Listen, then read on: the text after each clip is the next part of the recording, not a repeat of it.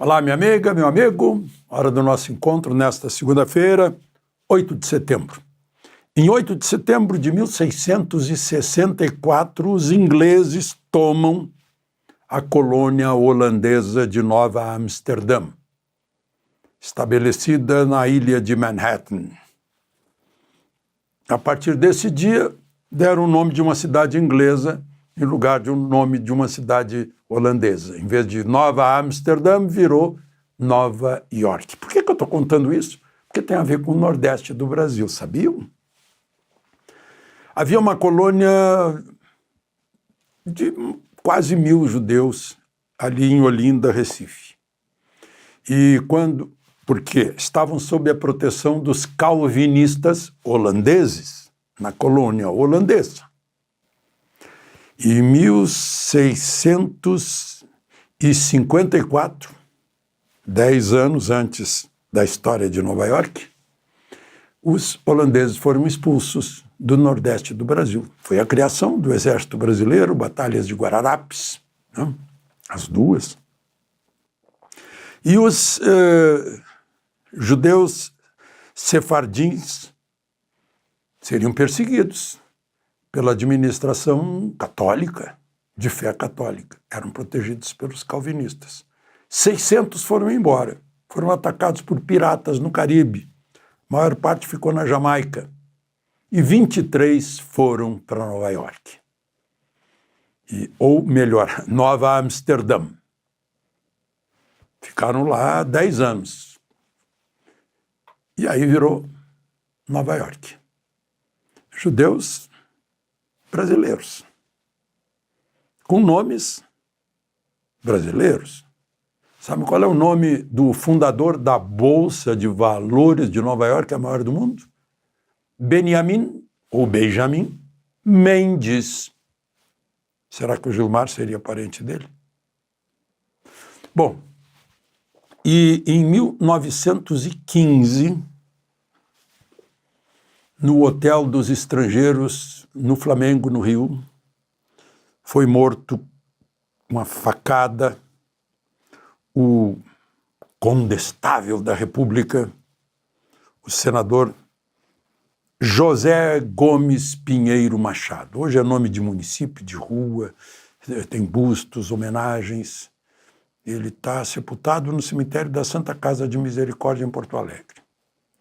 Uma facada, ele estava acompanhado de 2 deputados, havia ido ao hotel para visitar um outro deputado, um deputado paulista.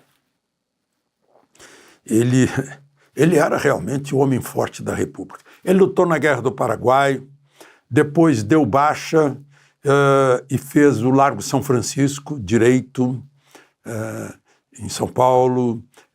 Virou senador desde o início da República. Sempre foi senador. E era um homem forte. Dizia-se na época, né, ele ajudou a eleger Hermes da Fonseca contra Rui Barbosa. E conta-se que Hermes comentava com os amigos deles: puxa, esse Pinheiro é grande amigo mesmo. Faz tanta coisa por mim, está até governando por mim. Pois é. Bom, nome do assassino da facada: Manso de Paiva. Um assassino manso, o outro bispo. E o Manso diz também que agiu sozinho. Ninguém acreditou na época. Lembre-se de se inscrever e ao final de deixar o gostei ou não gostei.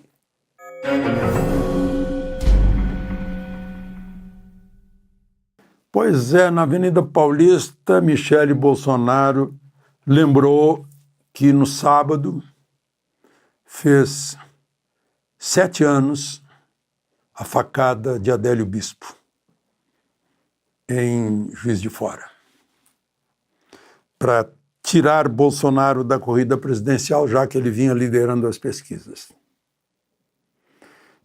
O que eu queria salientar aqui é uma ponderação de Michele lá em cima do carro de som. Se todo o esforço que está sendo feito para tentar jogar alguma culpa, algum crime em cima de Bolsonaro. Se 10% desse esforço fosse feito para investigar a facada de Adélio Bispo, já se teria luz sobre essa grande dúvida. Como pode ele ter estado em Juiz de Fora e na Câmara dos Deputados ao mesmo tempo, ou seja, no mesmo dia? Está lá registrado o nome dele visitando um deputado. E como até hoje não apareceu o nome do deputado que autorizou a visita falsa dele, que fabricou a visita, que seria um álibi se ele não tivesse sido pego ali na hora. Se ele tivesse conseguido fugir, ele tinha o álibi.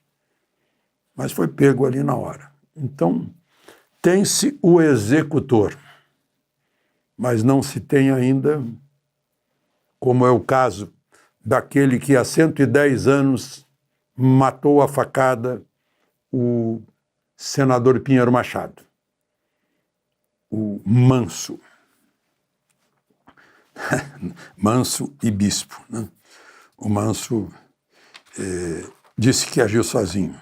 Manso de Paiva, e ninguém acreditou. Bom, ontem não deu tempo de falar tudo sobre as manifestações, né? Aqui em Brasília eu disse, olha, estava praticamente vazia a esplanada. Sabe que chegaram a botar um tapume na plataforma da rodoviária para evitar que as pessoas vissem assim claramente o vazio? Ou fotografassem, mas mesmo assim a rede social divulgou aquilo que a mídia domesticada não divulgou, só deu fotos de ângulo de câmera fechada, de lente fechada, né? Só grupinhos assim. Não conseguiu mostrar tudo porque não tinha o que mostrar. E grandes multidões, e em Brasília também, perto da Torre de TV, mas muito mais na Avenida Paulista, em Copacabana, na Bahia, em Belo Horizonte, no Recife, Porto Alegre. Manifestações. E manifestações querendo que haja um julgamento de verdade. Esse aí todo mundo sabe que resultado vai dar, né? Imagina só, são 11 os ministros do Supremo, mas menos da metade é que vai julgar. 5 da primeira turma, dos quais Zanin, foi advogado de Lula. Outro, Dino, disse claramente ver Bolsonaro como diabo. Moraes, todo mundo sabe que odeia Bolsonaro, né? E, além disso, ele é vítima daquilo que ele acusa Bolsonaro. Ele não podia ser de jeito nenhum, né?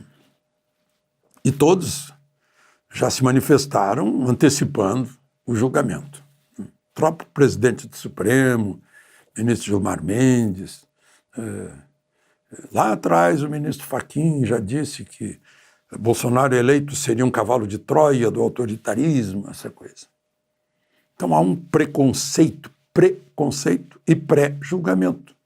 No julgamento que vai ser retomado amanhã pela manhã, né?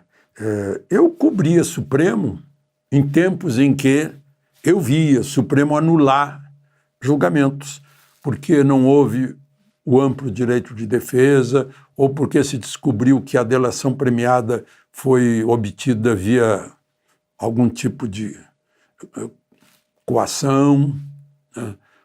Ou porque o advogado não teve acesso aos autos, ou não teve o tempo suficiente para acesso aos autos, ou porque não era o juiz devido, não era o juiz natural, né?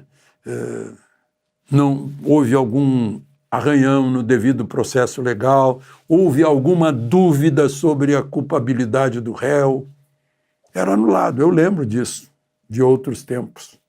Ou quando vinha algum assunto político que o Supremo devolvia para o Congresso, para o partido minúsculo que não ganhava no voto e queria ganhar usando o Supremo devolvia com uma palavrinha, com uma expressão latina, isso é assunto interna corporis, ou seja, é um assunto interno do Congresso, que é o Tribunal Político. Aí eu vi aqui na Gazeta do Povo, né, a advogada Desirê Penhalba, né, ela está dizendo que houve 13 atropelos, está havendo nesse julgamento, né? Não houve prazo para ler os autos, acesso a supostas provas nos últimos dias, de 70 terabytes, os advogados não tiveram tempo, denúncia de fatos que não estão na inicial, provas que são narrativas, coação na única delação, que seria nula de origem, que não há prova que vincule o ex-presidente à suposta conspiração, não é juiz natural, não há imparcialidade, não pode punir por crime que não está na lei e não há presunção de inocência. Só o oposto, né? Só se presume que ele é culpado, não há presunção de inocência, que é o natural, né?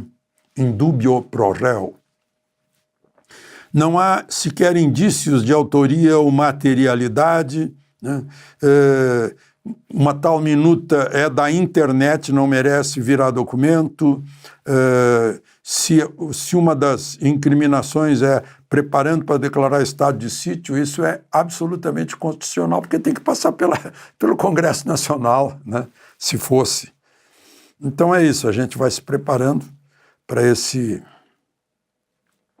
Só para terminar, né, porque foi agora, Carlos Lupe, o ex-ministro da Previdência, que renunciou quando a Polícia Federal fez aquela operação que descobriu o mais escandaloso dos roubos, né, de idosos da Previdência, atingindo 3 milhões de idosos por aí, 6 bilhões de reais roubados. Carlos Lupe foi depor, ele acha que saiu por pressão política, que ele não podia adivinhar que isso estava acontecendo, né? Mas eu não consegui acompanhar tudo, mas basicamente é isso, apertaram.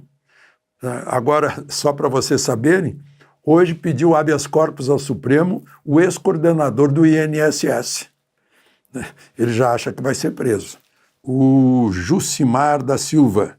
É porque a Comissão Parlamentar Mista pediu a prisão de 20 dos primeiros que foram apontados pela Polícia Federal no caminho do dinheiro que saiu do contra-cheque dos aposentados e pensionistas.